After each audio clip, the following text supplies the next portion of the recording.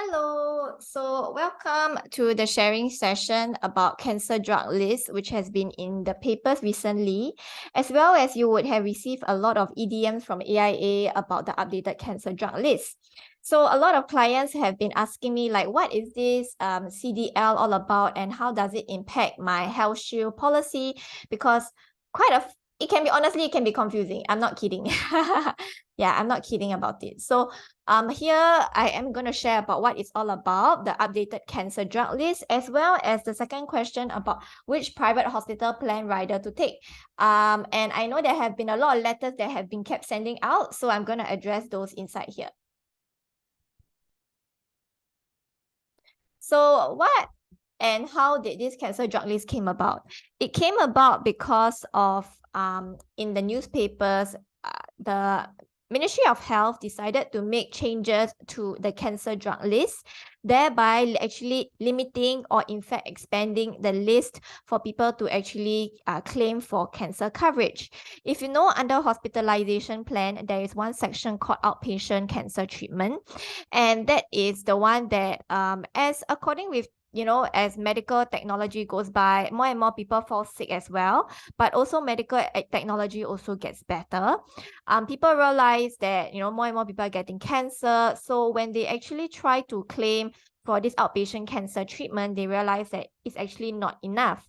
This is why the government actually decided to make a lot of changes to double the or rather to increase the cancer coverage of MediShield. And in this case, IP riders, to keep up with the government, are to at least offer at least double the cancer coverage.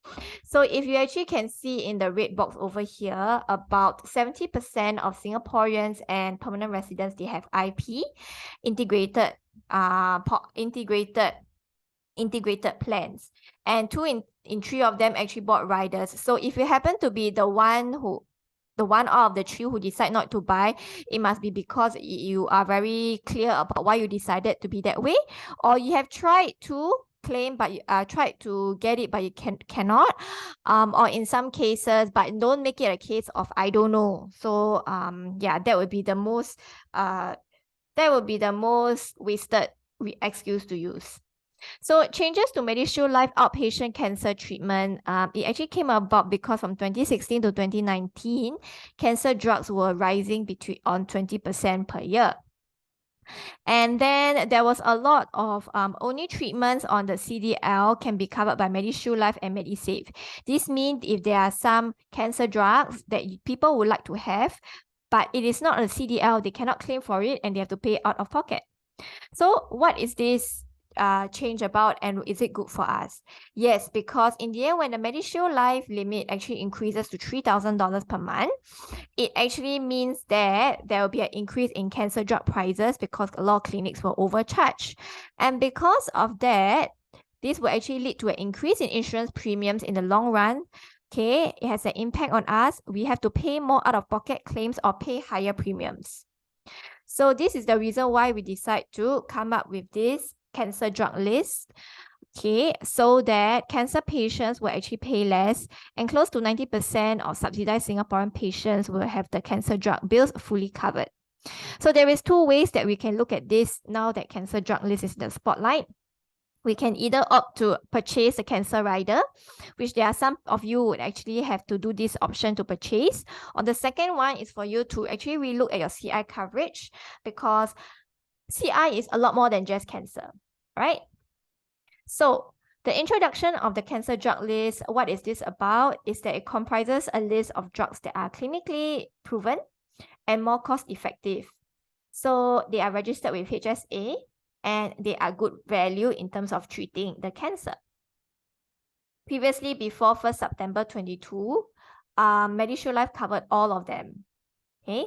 However, from 1st September 2022, there will be a list that is under CDL, and there will be a list that is not under CDL. So this means that people have to actually be a lot more aware in whether they want to opt in for the cancer care booster, so that in the event that they have cancer, they actually can get more than 90% of the HSA approved drugs being claimed for, whereas just leaving 10% being not covered for.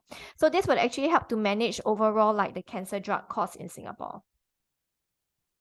So you will see that before 1st September, it was considered as all HSA approved cancer drugs. From 1st September 2022 onwards, it will be CDL and a non-CDL. And then you also can see that there is a limit, okay? Same as with all other MediShield Life things, there is a limit based on what you can claim for based on the item. So you actually can see that MediShield Life claim actually increased quite a lot in order to keep up with the current medical environment. So what does this actually mean?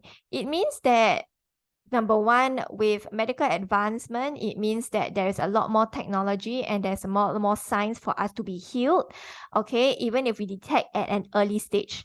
So this comes up two things. Number one, is your hospital plan sufficient for you? Do you have a rider? And in this case, is it a rider that is suitable for you? When I mean, is it a suitable for you? It means that if you are someone who is intending to and always believes in going to public hospital, you can put up with the long waiting time in order to manage the cost, then opt for public hospital plan because you also do not want to overpay for a private plan. However, if you are someone that you are currently on a public hospital plan and you actually want to have the option to go to a private hospital, then you should actually see yourself and upgrade. Okay, do an upgrade so that you actually can make sure that you are on the correct private hospital plan. And even when it comes to private riders, we actually have expanded to have two types, which later on I will share with you. So changes to Healthshield Go Max A is that we have also increased the outpatient benefit for cancer treatment. So you actually can see that as compared to MediShield Life, last time was XXX amount, and we actually have increased that yearly and monthly limit so that people can claim more if they have cancer. So what are the different kinds of HSG plans and rider? Under the Healthshield Go Max A, there is Vital Health and there is Vital Care. Later on, I'll explain more on the difference. But is that A plan is the one that covers for private hospital. So if you are currently on public hospital, but you would like to get private, then please contact me because we have to do an upgrade, or vice versa. If you find yourself keep paying a lot, but you actually have more, and you don't mind actually going to public hospital, then if that's the case, jolly well downgrade so you can save the cost. So AIA Max A Cancer Care Booster is the one that is a separate rider that can be attached to the Healthshield Go Max A, whether you have the rider or not. There are some people who they don't see a need to have the rider, but they want to have the cancer care booster, that's also fine. However, for those plans that are on public hospitals, cancer care benefits are embedded into the rider already, so you don't need to make any changes to it. Okay, so customers who are currently under Healthshield Go Max A can be covered under the cancer care booster with no medical underwriting. So it may automatically attach upon renewal from 1st April 2023 to 31st March. And there is no health underwriting required. However, anything else after that, you would actually have to do health underwriting, such as do you have any cancer or any traces of cancer history in your family. Then you would have to go through the application process.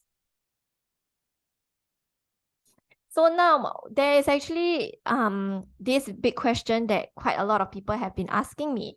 They are very confused between Vital Health and Vital Care. So what is the difference? Okay, I gotta stop a little bit here. For Vital Health, it is actually the rider that you would see yourself just claiming or going to private hospital once, because after that, should you actually decide to go to private hospital, there will be a $2,000 deductible. However, for the first time, it is waived off. So this $2,000 deductible is something that it will be applicable if you continue to go to a private hospital. Okay. Let's say, for example, this year you actually go to private hospital. So the waiver pass will be applied.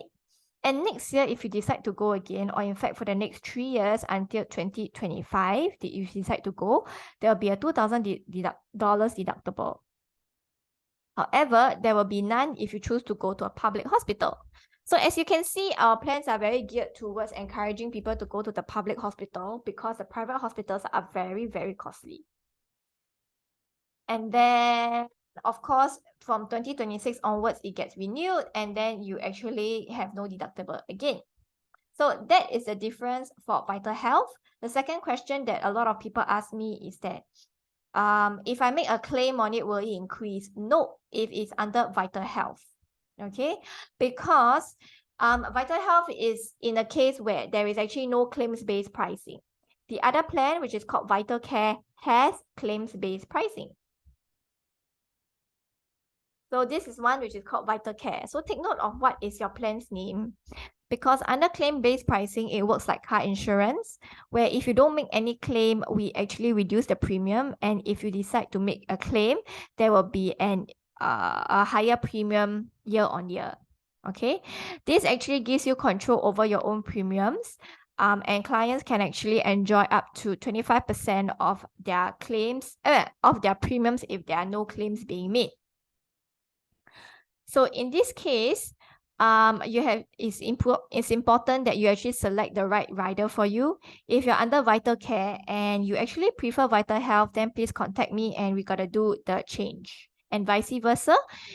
For those people who have Vital Health and you want to actually go on to Vital Care because you want to enjoy the premium discount. And some people also say that they would like to claim from their company insurance first. So of course, if they get to pay lesser premiums out of pocket first, that is a bonus for them. So that is why they also take up Vital Care. So different plans have different demographics, and I encourage you to actually get in touch with me so we actually can make sure that you fall within the right plan. At the end of the day, for AIA Shield key propositions, when you compare every year. So why do you want to pay this premium? I have no doubt that AIA is not the cheapest plan. That's for sure. But I'm very, very, very, very confident and very proud of our speed in terms of our turnaround and how we pay out. It's the longest in the market, offering 13 months pre and post. All right, the first insurer to form the panel with 613 specialists, and we cover congenital abnormalities of the insured without waiting period. This is very good, especially for pregnant mothers. Okay, there's a high policy limit up to 2 million. And I don't think it's just always about claiming in case anything happens. It's also about offering value-added service for clients to actually lead healthier lives, such as vitality, early detection screening, tele-doc health, and white coat. Because at the end of the day, we want to keep our customers happy and healthy. So you can see us in comparison with other companies, we actually have 13 months pre and post, provided that you actually go for our AIA panel, which is the longest in the market. And also unlimited number of days for community hospital. Pregnancy complications go up to 28, whereas the rest offer 24. The only one is Company H, which is Hancock, and Prudential, and long-term perinatal nutrition. Okay, you of course have cell tissue and gene therapy, proton beam therapy, and per policy limit. So this you can see Vital Health, Value, and Vital Care. I don't talk too much about value because I actually don't encourage clients to have anything less. I encourage them to actually have as the riders if they can. And Vital Health A is actually about saving the cost, but you actually pay a larger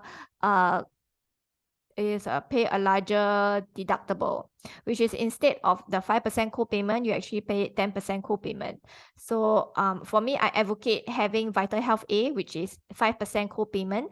At all costs, if anything were to happen, AIA can cover you up to 95%. I feel that is the safest. Okay. So we're the only insurer with very comprehensive A&E coverage, and the one that's offering value-added service such as PM, CM, preventive screening, and vitality. So this is the statistics based on our client portfolio, that those that are highlighted in blue are those that actually have riders. Those are orange, don't have riders. And we actually encourage you to actually check, or rather I encourage you to check your policy if you have the rider. And if you have the rider, that's great. But even if so, whether the rider you have been updated with the latest facts, or whether it is a plan that actually suits your current needs, that can be looked into. If so, you actually can contact me and we can speak about it. Thank you.